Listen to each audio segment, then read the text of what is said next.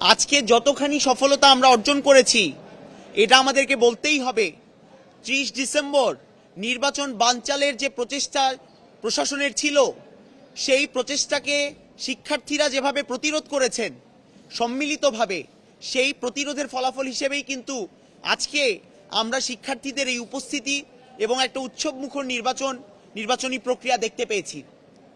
বন্ধুগণ, আমরা সামগ্রিকভাবে শিক্ষার্থীদের যে উপস্থিতি এবং একটি গণতান্ত্রিক প্রক্রিয়ার ওপর যে আস্থা, সে আস্থায় সাধুবাদ জানাই এবং জগন্নাথ বিশ্ববিদ্যালয়ের শিক্ষার্থীদের এই পুরো লড়াইয়ে সঙ্গে থেকে এই লড়াই জারি রাখার জন্য অভিবাদন জানাই।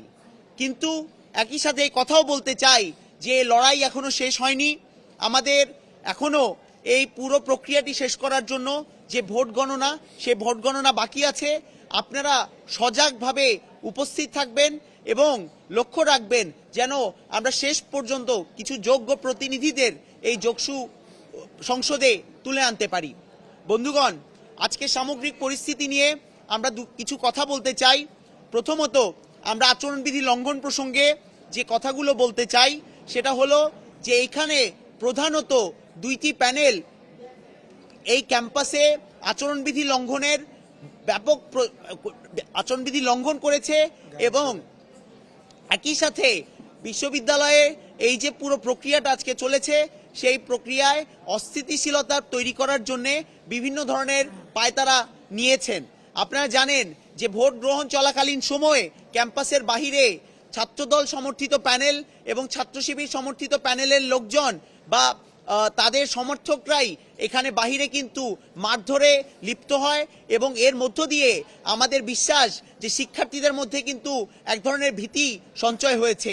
যারা বাড়ি থেকে আমাদের মিডিয়াগুলোতে এই নির্বাচনী প্রক্রিয়াটা দেখছিলেন বা যারা হয়তো এই ক্যাম্পাসে ভোট দিতে আসার কথা ভেবেছেন, তাদের মধ্যে এটা কিন্তু একটা বিরূপ প্রভাব ফেলেছে বা নেতিবাচক প্রভাব ফেলেছে বলেই আমরা মনে করি। একই সাথে আমরা বলতে চাই যে এই প্যানেলগুলোর যে সমর্থকরা বা পোলিং এজেন্টরা দায়িত্বে ছিলেন তারা কিন্তু ভোট কেন্দ্রের ভেতরেই নানান ধরনের আচরণবিধি লঙ্ঘন করেছেন। তার মধ্যে অন্যতম যে অভিযোগটি এসেছে সেটি হলো যে এইখানে আমরা দেখেছি যে ভোট কেন্দ্রের মধ্যেই নির্বাচনী বিভিন্ন প্রচারণা চালানো হয়েছে এবং এই প্রচারণার মধ্য দিয়ে কিন্তু আমরা বলতে চাই যে ভোটারদেরকে নানানভাবে প্রভাবিত করার চেষ্টা করা হয়েছে, যেটা স্পষ্ট একটা ভোট গ্রহণ প্রক্রিয়ার মধ্যে আচরণবিধির লঙ্ঘন। একই সাথে আমরা লক্ষ্য করেছি যে প্রার্থীরা একদম নির্বাচনী কেন্দ্রের বাহিরেই লাইনে দাঁড়িয়ে প্রচারপত্র বিলি করেছেন। এই রকম ঘটনাও প্রকাশ্যে ঘটেছে, যে ব্যাপারে নির্বাচন কমিশন কোনো ব্যবস্থা গ্রহণ করেননি। নতুন এবং ফিরে আসা গ্রাহকদের জন্য নগদে চলছে ক্যাশব্যাক সহ প্রতিদিন হাজারো উপহার জেতার সুযোগ। হবে আশা আর ফেরা, সারপ্রাইজ সেরা।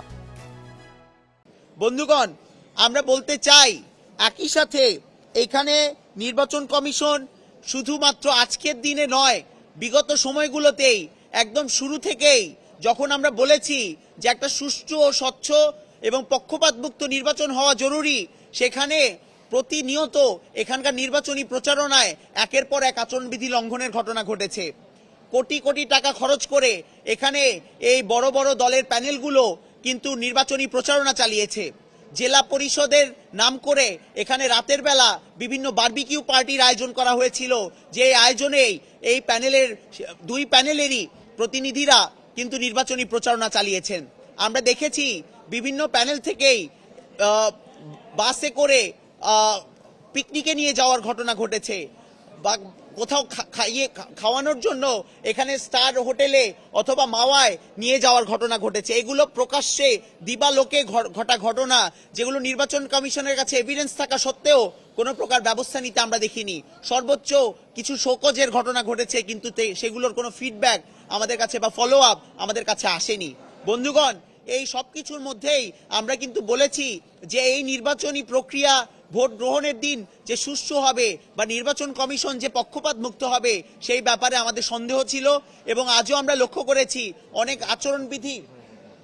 অনেক আচরণবিধি লঙ্ঘনের ঘটনার পরও এবং বিশেষ করে ছাত্রদল এবং ছাত্র শিবির সমর্থিত প্যানেলের বিভিন্ন প্রতিনিধির আচরণবিধি লঙ্ঘন করার পরও নির্বাচন কমিশন কিন্তু বিশেষ কোনো ব্যবস্থা গ্রহণ করেননি।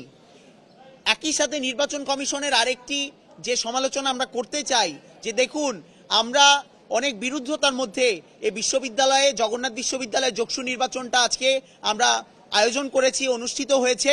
এখানে আমাদের ইচ্ছা ছিল যে শিক্ষার্থীরা যেন সর্বোচ্চ অংশগ্রহণ নিশ্চিত করতে পারে।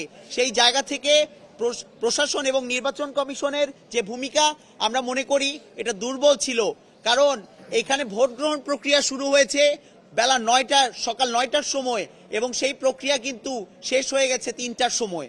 এই যে সময়, এই সময় বেঁধে দেওয়ার সময়টা কিন্তু আমরা মনে করি যে একটা সর্বোচ্চ অংশগ্রহণ নিশ্চিত করার জন্য পর্যাপ্ত ছিল না, এবং এই ব্যাপারে শিক্ষার্থীদের অভিযোগ আমরা কিন্তু লক্ষ্য করেছি।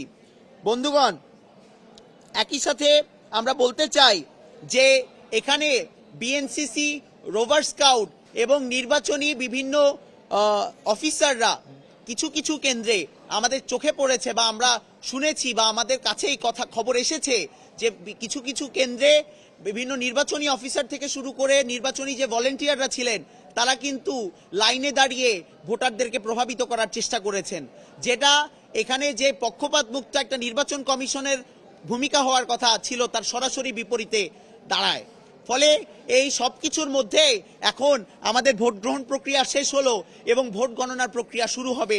ফলে শিক্ষার্থীদের প্রতি আমাদের আহ্বান থাকবে যে আপনারা সজাগ থাকবেন এবং শেষ পর্যন্ত এই ভোট গণনার প্রক্রিয়া যেন সুষ্ঠু এবং স্বচ্ছ এবং পক্ষপাত মুক্ত হয়, সেটা নিশ্চিত করার মধ্য দিয়ে একটা সফল যোগসু নির্বাচন অনুষ্ঠিত হবে, এই আশাবাদ আমরা রাখছি। এবং আমি এখন বলতে চাই, এই যে 3 ধাপে পেছানো এই নির্বাচন, 30 তারিখ যেটা লাস্ট হওয়ার কথা ছিল, এইটা যদি শিক্ষার্থীরা আমাদের সাথে না থাকতো তাহলে আমরা আজকে এই 6 তারিখ নির্বাচনটা অনুষ্ঠিত হয়তো হতো না।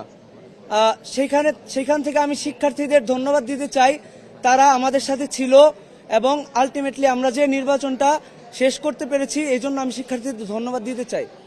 তারপর আমি বলতে চাই যে প্রশাসন যদি সদয় থাকতো, 30 তারিখ যদি নির্বাচনটা হতো তাহলে যে ভোট কাস্টটা আমরা পেতাম সেই ভোট কাস্ট আমরা আজকে হয়তো পাই নাই।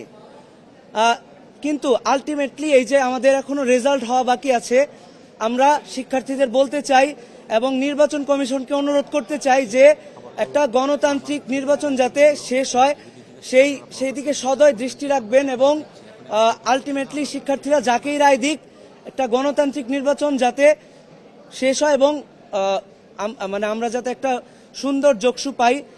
যদি আমরা একটা সুন্দর যোগসু না পাই তাহলে আমাদের এই লড়াইটা কিন্তু জারি থাকবে।